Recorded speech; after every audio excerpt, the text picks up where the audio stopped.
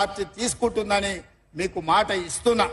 అందుకే ఈ రోజు ఒక టీచర్ గా సామాన్యురాల్ని ప్రజలలో ఉన్న అత్రం సుగుణను కాంగ్రెస్ పార్టీ అభ్యర్థిగా ఈ పార్లమెంట్ ఎన్నికల్లో నిలబెట్టింది. మీరు అత్రం సక్కును చూసిండ్రు, నగేష్ను చూసిండ్రు. వాళ్ళు ఎవరు కొత్తోళ్ళు కాదు, పాతోళ్ళే. వాళ్ళ పనితనం మీకు తెలుసు. మంచోడు మంచోడు అని మంచం ఎక్కిస్తే మంచం అంతా పాడు చేసిండంటే వెనకటికి ఎవడు అత్రం సక్కులా అంటాడు. ఇక నగేష్ గురించి నేను చెప్పాల్సిన పని లేదు. బుద్ధిమంతుడని సర్ది కడితేనంట బొడ్రాయి కానీ ఫోన్ చేసి మళ్ళీ ఇంటికి వచ్చి బోర్లో వండుకున్నాడంట. నగేష్ ఎమ్మెల్యేగా, మంత్రిగా, ఎంపీగా అన్ని పనులు చేసిండు. మీ అందరు చూసినోడే. వాళ్ళెవరు తక్కువ కాదు. కేసీఆర్ దొరెంతనో మా గిరిజన దొరలు, ఆదివాసీలు వీళ్ళు కూడా దొరలే. 11 వరకు కిందికి రాడంట నగేష్. మావాడు చెప్తుండే చేయి కలిపితే ఎంబడే దస్తు పెట్టి తుడుస్తాడంట పేదోని చేయి కలిపితే. ఎందుక ఈ దొరలు మనకు అవసరమా? అక్కడ ఫామ్ హౌస్లు ఉండే దొరలైనా, ఇక్కడ ఆదిలాబాద్లో ఉండే దొరలైనా, ఈ దొరలతో మనకేం పని ఉంది?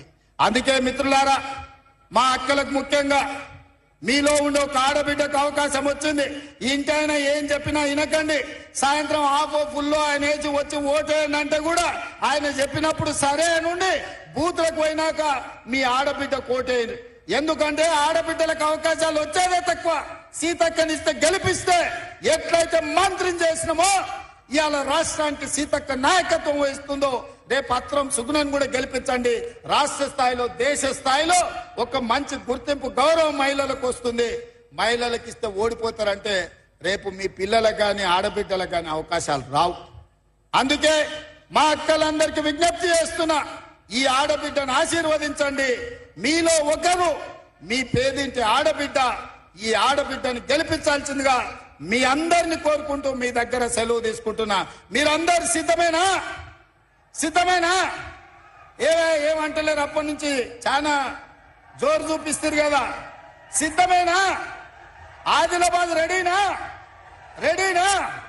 రెడీనా? అత్రం సుగుణను గెలిపించడానికి ఆదిలాబాద్ అంతా సిద్ధమేనా?